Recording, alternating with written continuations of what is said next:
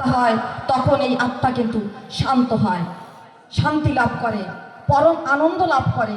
এই পরমানন্দ কিন্তু অন্য কিছুতে পাওয়া যায় না। এই আনন্দ সারা জীবন সব সময় আমাকে ধরে রাখে, ঘিরে রাখে।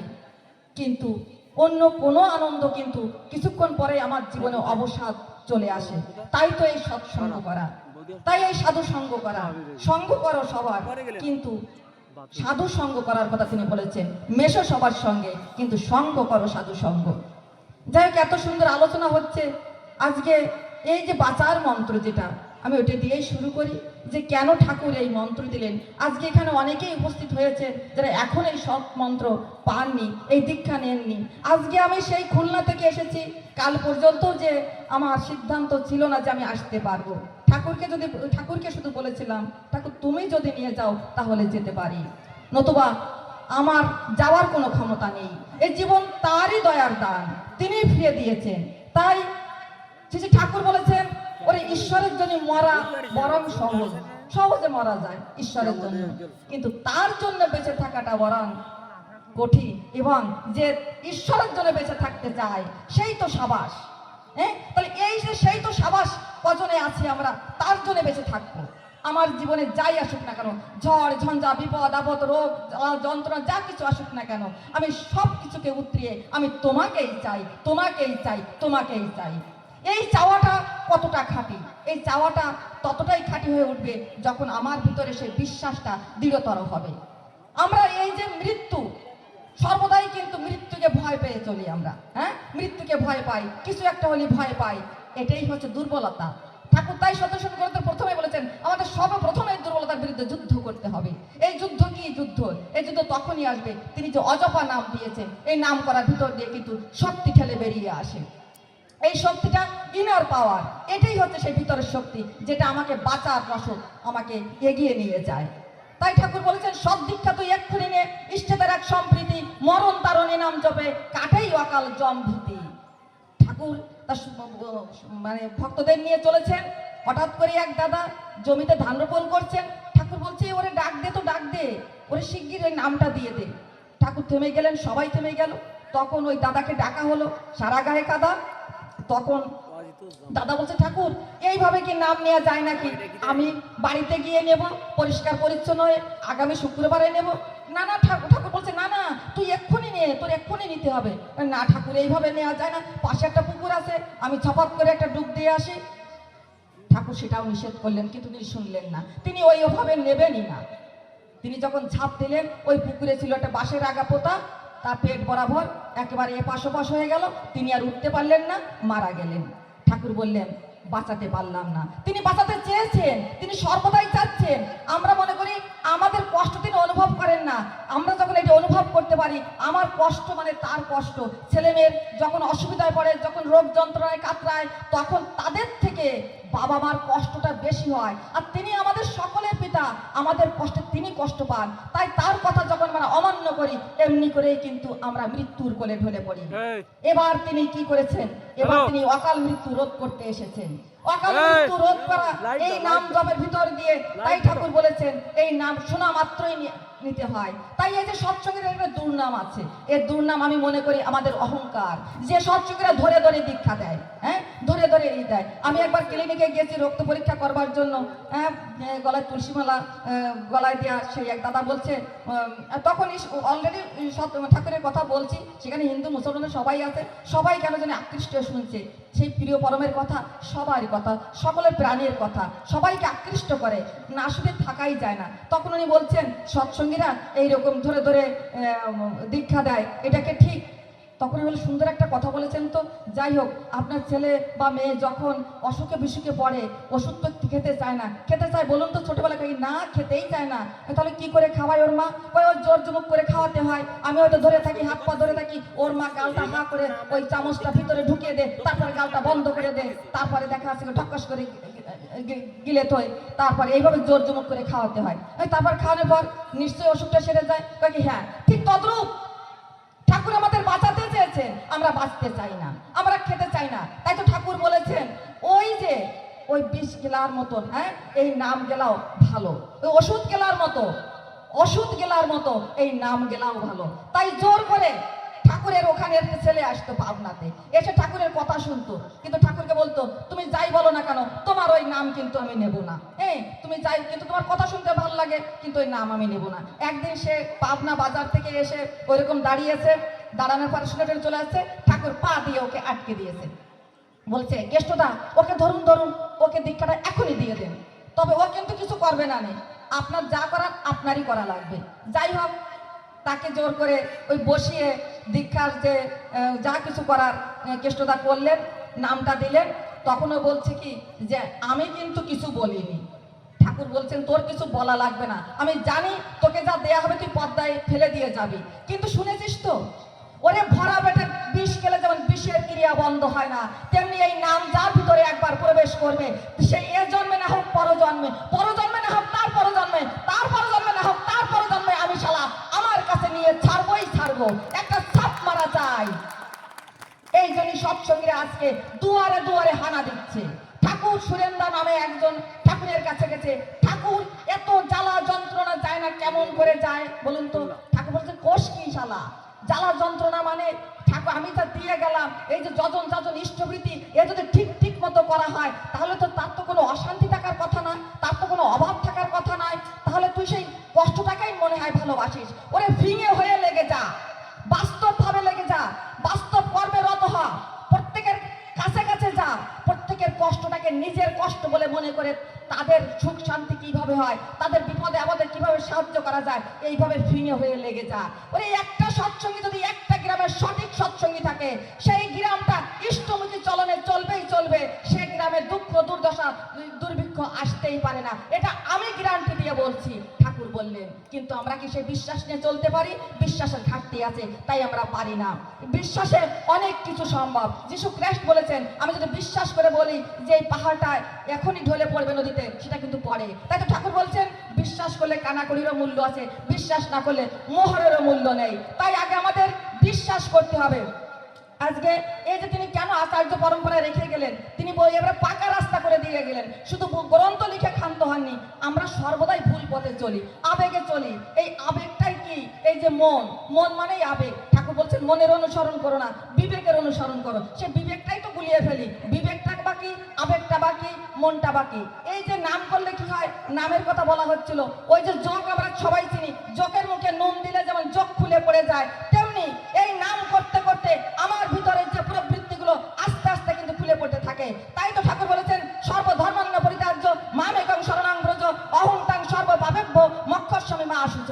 আমরা এই বাণীটার অনেক সময় ভুল ব্যাখ্যা করে থাকি, যে সব ধর্ম ত্যাগ করে মনে হয় খালি আমার অন্য অন্য ধর্ম ত্যাগ করে মনে হয় এই ধর্ম নিতে পারছে, তা নয়। ঠাকুর বলেছেন লোভের ধর্ম, স্বার্থের ধর্ম, অহংকারের ধর্ম, হিংসার ধর্ম, এইগুলোকে ত্যাগ করে আমাকেই কাছে আসো, আমাকেই শরণ নাও, তাহলেই তোমার পরম প্রাপ্তি হবে। ওই এককে ধরো, সকলগুলি পাবে। You are for the lord, not for others, you are for the lord and so for others. তুমি শুধুমাত্র তোমার প্রভুর জন্য, আর কাহারও জন্য নাও। যেহেতু তোমার প্রভুর জন্য, তাই তুমি সকলের জন্য। সব দেবতার সমাহারে পুরুষোত্তমের সৃষ্টি, নররূপে আসেন তিনি, করেন ভীতি বৃষ্টি। আমরা কিন্তু শত দেবতার পুজো করি, আমাদের মনটা বিক্ষিপ্ত হয়ে যায়, কিন্তু ওই এককে নিয়ে যদি চলতে পারি তাহলে সব দেবতাই খুশি হয়। যাই হোক, আমি কিছু এই যে ঘটনা, বাঁচার মন্ত্র কাকে বলে, কলকাতা একটা পত্রিকায় বেরিয়েছিল, অনেকে আপনারা জেনেছেন, জেনে থাকবেন, যারা জানেননি শোনেন এই নামের মাহাত্ম্য কি। এই নামের মাহাত্ম্যের জন্য কিন্তু আজও বেঁচে আছি, আজও টিকে আছি। সেই মৃত্যুর সঙ্গে পাঞ্জা দিয়ে এগিয়ে চলেছি, প্রতিযোগিতা করে চলেছি, সেখানে ঠাকুরকে নিয়ে চলেছি। এটাই হচ্ছে সবচেয়ে বড় চ্যালেঞ্জ। মৃত্যুর সঙ্গেও খেলা করা যায়, ছেলেমেয়েরা যখন খেলনা দিয়ে খেলা করে, ঠিক তদ্রূপ মৃত্যুকে নিয়েও খেলা করা যায়। তাকেও অনেক কিছু দেখানো যায়, তাকেও শেখানো যায় যে পুরুষোত্তম যখন আমার মাথায় আছে, তিনি যখন আমার হৃদয়ে আছে, তখন মৃত্যু আমাকে কিছু করতে পারবে না। এই সেই অজাবা নাম কুমিল্লার মা, তিনি ঠাকুরের ওখানে চলে এসেছিলেন, ছোট্ট ছোট্ট 4টে বাচ্চা। তিনি সেই জমিদার পরিবারের বধূ ছিলেন। স্বামী মারা যাবার পর তার প্রতিবেশী, তার মানে ভাই ব্রাদার যারা ছিল, দেবর টেবর, তারা তাকে মারবার জন্য একটা সংকল্প করেন। কুমিল্লার মা নামে একটা বই গ্রন্থ পাওয়া যায় দেওঘরের বাজারে। এখন ওই মা রাতের অন্ধকারে তখন কিন্তু আশ্রমে চলে এসেছেন 4টে বাচ্চাকে নিয়ে, সেই নিজেকে বাঁচানোর জন্য তিনি চলে এসেছেন আশ্রমে। ওখানে এসে আছেন, থাকেন, এইভাবে থাকতে থাকতে ওই মা কিন্তু চিন্তা ভাবনায় কিন্তু অসুখে পড়ে যায়। একেবারে পড়তে পড়তে তিনি কিন্তু মারাই যান। এবার মাতা মনমোহিনী দেবী কি বলেছেন জানেন তো ঠাকুর? মাতৃভক্তি কেমন। মা বলছেন, ও অনুকূল, ও যে ওই 4টে রেখে মরে গেল তো বেঁচে গেল, আমার যে এতগুলো, তারপর ওই 4টে রেখে গেল, আমি কি করে পারি বাবা বলতো? যখন তাকে ওই মাকে শ্মশানে নিয়ে যাওয়ার উপক্রম চলছে, সবকিছু রেডি, ঠাকুর বলে ধরে রাখ, শ্মশানে নিতে হবে না, ধরে নাম কর। সারা রাত ধরে নাম করা হলো পর্যায়ক্রমে। সেই মা সূর্যোদয়ের সঙ্গে সঙ্গে চোখ খুলে তাকালেন। এই যে মৃত্যুকে জয় করা যায়, এই নাম ঠাকুর কি দেখালেন? তিনি কি সত্যি মাকে বলার জন্য, মা বলার জন্য, কথা রক্ষা করার জন্য কি তিনি তাকে বাঁচালেন, না জগৎকে তিনি এই বার্তাটা প্রেরণ করলেন যে এই মৃত্যুকে রোধ করা যায় এই নামের ভিতর দিয়ে? মানুষ মরে গেল তার সব অর্গানগুলো একসঙ্গে কিন্তু সব নিস্তেজ হয়ে যায় না, কিছু কিছু অর্গান জীবিত থাকে। তাই যখন তাদের ধরে নাম করা হয় তখন কিন্তু আস্তে আস্তে অন্য অর্গানগুলো কিন্তু সক্রিয় হয়ে ওঠে। এই যে জ্বর জারি হলে একদম পরীক্ষিত, আমাদের ছেলে মেয়েদের যখন প্রচন্ড জ্বর হয় ধরে নাম করলে কিন্তু একবার ঘাম দিয়ে জ্বর ছেড়ে চলে যাচ্ছে, ওষুধ খাওয়ানো লাগছে না, যারা করে তারাই পায়। এই যে একটা মেয়ে, কলকাতার একটা মেয়ে, মুসলমান একটা মেয়ে, সে ঠাকুরের দীক্ষা নিয়েছে, তখন কিন্তু তার বাড়ির পরিবারের লোকজন তাকে ত্যাগ করেছে। কিছুদিন পর সেও কিন্তু ক্যান্সারে আক্রান্ত হয়। ক্যান্সারে আক্রান্ত হয়ে কিন্তু সে হাসপাতালে আছে। ওর মা এসে খুব গালিগালাজ করে গেল যে তুই আজকে ওই কোন অনুকূল ঠাকুরের দীক্ষা নিয়েছিস না কি নিয়েছিস, তুই এই জন্যই তোর কিন্তু এই ক্যান্সার হয়েছে, তোর মরণ ব্যাধি হয়েছে। বাড়ির লোকজন চলে গেল, ওই মেয়েটা ওইভাবে আস্তে আস্তে ওখানে থেকেই কিন্তু মারা গেল। মারা যখন যায় তাকে কিন্তু ওই সে মর্গে পাঠানো হয়েছে। এমন সময় তাকেও বাড়ির লোকজন ডাকা হলো, এইভাবে তো রাখা যায় না। যখন যাকে বের করা হচ্ছে তখন তাকে তার বুড়ো আঙুলটা একটু করে নড়ছে। তখন ব্যাপার কি, বুড়ো আঙুল নড়ছে, এই মরার আবার বুড়ো আঙুল নড়ে কি করে? আবার তাকে নিয়ে আসা হলো, আসা আবার পরীক্ষা করা হলো যে তাই তো, এখনো তো সে জীবিত আছে। তখন ওই হাসপাতালের একজন ডাক্তার ছিলেন বর্তমান আচার্যদেব বাবাই দাদার বন্ধু। তখন তিনি কিন্তু বাবাই দাদাকে ফোন করলেন, আচার্যদেবকে ফোন করলেন, এরকম একটা ঘটনা ঘটেছে, সে কিন্তু ঠাকুরের দীক্ষিত। তখন আচার্যদেব বলছেন, ওরে দেখ, জেনে দেখ ওই নার্সদের কাছে ওই ইষ্টপ্রীতি করতো কিনা। তখন নার্সদের কাছে শোনা গেল যে হ্যাঁ, ওই ভোরে উঠে ও পানি চাইতো, একটু হাতে পানি নিয়ে বিড় করে কি বলতো এইভাবে। তাহলে আচার্যদেব বললেন, ওরে শিগগির চিকিৎসা দে, ও মরবে না, ও যে ইষ্টপ্রীতি করেছে। তাই এই যে ইষ্টপ্রীতি আমাদেরকে কিভাবে বাঁচিয়ে তোলে, ও কিন্তু সেই ইষ্টপ্রীতি ত্যাগ করেনি, পয়সা দিয়ে করেনি, যে জল দিয়ে করেছে। তাই তো ঠাকুরের কাছে এক দাদা এসেছে আমেরিকার সেনাধ্যক্ষ, তিনি এসে ঠাকুরকে বলছেন, ঠাকুর আমি তো যুদ্ধক্ষেত্রে যাব, আমি তো প্লেনে থাকবো, আমাকে আকাশে যুদ্ধ করতে হবে, তাহলে আমি ইষ্টপ্রীতি কিভাবে করব? ঠাকুর বলছেন, ওরে শোন, যদি আকাশে থাকিস হাওয়া দিয়ে করিস, যদি মাটিতে থাকিস মাটি দিয়ে করিস, যদি পানিতে থাকিস পানি দিয়ে করিস, তবু করিস। এই লকডাউনের ভিতর এক দাদা, তিনি বড় অফিসার, সরকারি অফিসার, তার করোনা হয়েছে, তিনি তাকে আইসোলেশনে নিয়ে যাওয়া হয়েছে। সেই দাদাকে বার্তা পাঠানো হয়েছে যে তিনি ইষ্টপ্রীতি কিভাবে করবেন। দাদা বললেন, ওর চোখে দেখ একটা চশমা আছে, সব চশমা দিয়ে করতে বলিস। তবু ইষ্টপ্রীতির এতটা গুরুত্ব সৎসঙ্গীদের কাছে আমরা জানি। এই যে দীক্ষা নিয়ে কিছু না দিলে কিছু পাওয়া যায় না, গুরুর ভিক্ষা আগে দিও, ইষ্টপ্রীতি যারে কয়, জীবন ভূমির এই অবদান, যেমনি জাগে তেমনি জয়। তাই আমরা যে যেমন ভাবে তাকে নিবেদন করব, পয়সা নিবেদন করে ঠাকুরকে দিয়ে আমি পার পেলাম, আমি কিছু পেয়ে যাব, এই মনোভাব নিয়ে যদি কিছু দেয় তাহলে কিন্তু পাওয়া যায় না। পূজন অবিন্দা বলেছেন, যারা ঠিক ঠিক মতো ইষ্টপ্রীতি করে তারা বিনয়ী হয়, তারা শ্রদ্ধাশীল হয়, তারা মমতাময় হয়, তাদের ভিতরে ভালোবাসায় পরিপূর্ণ থাকে, ইষ্টপ্রীতির এত গুণ। যাই হোক, আর একটা মা, তিনি চাকরি করেন বেসরকারি এনজিও কর্মী। দেখেন ঠাকুর কিভাবে আমাদের রক্ষা করেন, বিশ্বাসে সবাই। হঠাৎ করে রাত হয়ে গেছে, এনজিওদের রাত হয়ে যায় বেশি, সেই মাটা অটোতে উঠেছেন, অটোতে উঠেই কিন্তু দেখে যে অটোওয়ালা যে পিছনের দিকে তাকাচ্ছে। আমরা দেখছি বিভিন্ন রকম বিভিন্ন সময় এই ঘটনা কিন্তু ঘটছে, কিন্তু তখন এটা দিল্লির ঘটনা।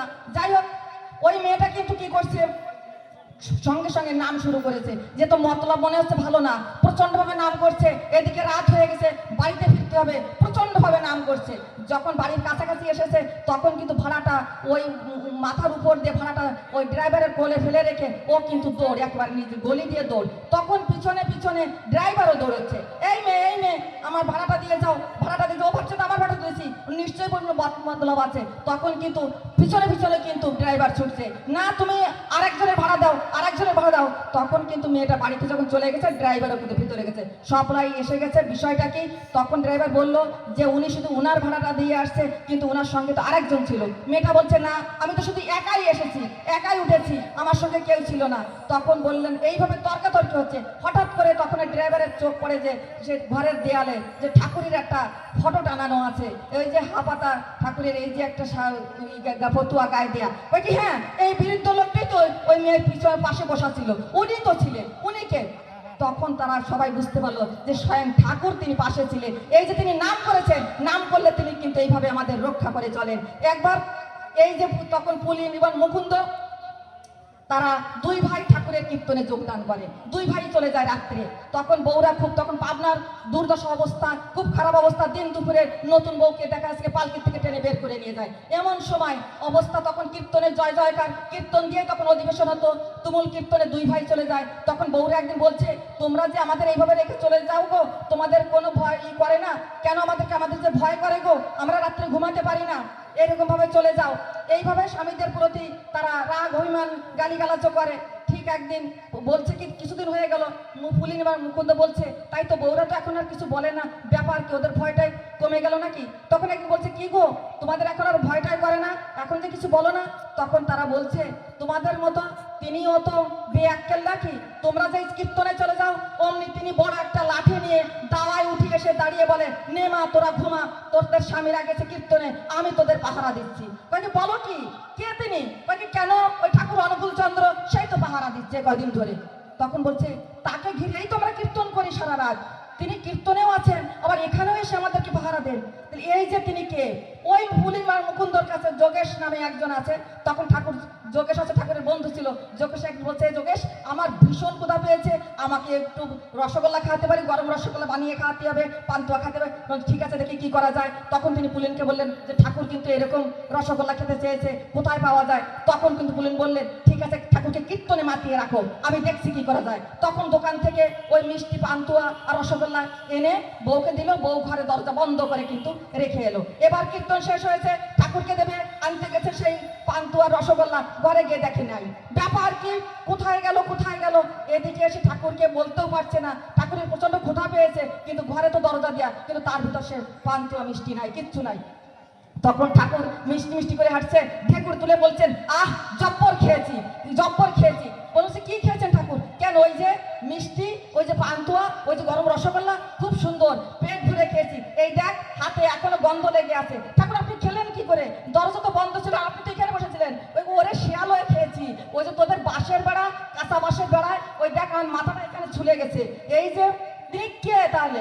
তিনি শিয়াল হয়ে খাচ্ছেন। সর্বজীবের ভিতর তার অবস্থা বর্তমান, তিনি সর্বভূতে বিরাজমান, তিনি এমনি ভাবে আমাদের ভিতরে, সবার ভিতরে তিনি অবস্থান করছে। তাই আমরা তাকে গ্রহণ করার ভিতর দিয়ে, তাকে নিয়ে চলার ভিতর দিয়ে, তাকে একটু ভালোবাসা। আচার্যদেব শুধু বলেছেন, শুধু তাকে একটু ভালোবাসুন। শ্রী দাদার একটা ঘটনা বলি, মায়েদের অনেক ঘটনা গেলে যে এক মুহূর্তে বেফাস কথা, চিন্তা কর্ম আলোচনা, ছোটই কিন্তু পিছু পিছু দূরদৃষ্টির কি লাঞ্ছনা। আমরা অনেক সময় মায়েরা রাগ করে অনেক কিছু সন্তানদের বলে ফেলি। এরকম একটা ঘটনা, একবার শ্রী শ্রী দাদার কাছে গেছে এক দম্পতি, তাদের 16 বছরের একটা ছেলে মারা গেছে। তখন শ্রী শ্রী দাদাকে গিয়ে বলছে যে আমরা তো ঠাকুরের দীক্ষিত, আমরা ইষ্টবৃত্তি করি, সবকিছু করি ঠিকঠাক মতো, কিন্তু তাহলে আমার ছেলেটা মারা গেল কেন? তখন শ্রী শ্রী দাদা কোনো কথা বলছেন না, তারা কেঁদেই চলেছে। আবারও বলছে যে কেন আমাদের ছেলেটা মারা গেল? আমরা তো ইষ্টবৃত্তি করি, ঠাকুরের দীক্ষিত। তখন কিন্তু ওই শ্রী শ্রী দাদা বললেন কি, যে পিন্ডি রান্না করতে চেয়েছিলি না, সেই পিণ্ড রান্নাই তো করেছিস। কারণ কি, ওনার স্বামী একবার বাজারে গেছে, বাড়িতে অতিথি এসেছে, অতিথি আসলে বাজার, স্ত্রী বাজারে ব্যাগটা ধরিয়ে দিয়েছে, যাও বাজার করে আসো। কিন্তু বাজার করতে গিয়ে দেখে পাশে একটা সৎসঙ্গ চলছে, সৎসঙ্গে এত তুমুল কীর্তন হচ্ছে, উনি কিন্তু ভুলে গেছে ওই যে সেই সৎসঙ্গে যুক্ত হয়ে গেছে। তিনিও কীর্তন করছে, আলোচনা করে যখন এসেছে দেখে দোকান বন্ধ হয়ে গেছে, আসতে একটু দেরি হয়ে গেছে, বাজার করে আসতে দেরি হয়ে গেছে। তখন যখনই তিনি বাড়িতে এসেছেন, সেই সন্ধ্যাবেলা সন্ধিক্ষণে, সেই সন্ধ্যা হয়ে গেছে, ঘুরে গেছে, এমন সময় যখনই সে বাড়িতে পা দিয়েছে, দেখে কি বাজারের ব্যাগ খালি, বাজার আসেনি। তখন স্ত্রী চণ্ডী মূর্তি হয়ে একবার বলছে, আমি কি পিন্ডি রান্না করব এখন? আমি কি তোমার পিন্ডি রান্না করব? শ্রী শ্রী দাদা বললেন, ওই যে এক মুহূর্তে বেফাস কথা, তুই তোর স্বামীকে পিন্ডি রান্নার কথা বলেছিলি, দেখ আজকে ছেলে চলে গেছে, সেই পিণ্ডদান তোদেরই দিতে হলো, তোর স্বামীকে দিতে হলো, সেটা করার লাগলো। তাই এই যে বলতে গেলে আমাদের হিসাব করে কথা বলতে হয়, কখন কিভাবে বলবো, যে অদৃষ্টে কি লাঞ্ছনা, এক মুহূর্তের বেফাস কথা, চিন্তা কর্ম আলোচনা, ছোটেই কিন্তু পিছু পিছু দূরদৃষ্টির কি লাঞ্ছনা। তা আমরা যাতে সেভাবে না যাই, না চলি, আর এই যে নাম অজপা নামে করগে নেশা, আজকে কিন্তু যতই আমরা যত কথাই বলি না কেন, এই উৎসব সবচেয়ে সার্থক মণ্ডিত হবে যদি একটা মানুষ ঠাকুরের শ্রীচরণে দিতে পারি। একবার ননিদাকে ঠাকুরকে বলছে, ঠাকুর উৎসব খুব সুন্দর হয়েছে, সবাই খুব সুন্দর করে মনোযোগ দিয়ে শুনেছে, অনেকে হাততালি দিয়েছে। ঠাকুর বলছে, ননিদা তা আমার কি হলো, মানে দীক্ষা কত হলো, বিষয়টা তাই। আসল কথা হচ্ছে দীক্ষা, এটা হচ্ছে বাঁচার মন্ত্র। আমি নিজে বাঁচতে হবে না, সবাইকে বাঁচতে চাই। সবাই বাঁচুন, ঠাকুরকে নিয়ে চলুন, মৃত্যু জগরত করুন, বাঁচার মতো বাঁচুন। আসুন সেই বন্দে পুরুষোত্তম ধ্বনি দিয়ে আবারও যারা এখনো দীক্ষা গ্রহণ করেনি, আজকে এই সৎনাম নিয়ে আমরা সেই পরম মঙ্গলের অধিকারী হই। বন্দে পুরুষোত্তমম, বন্দে পুরুষোত্তমম, বন্দে পুরুষোত্তমম।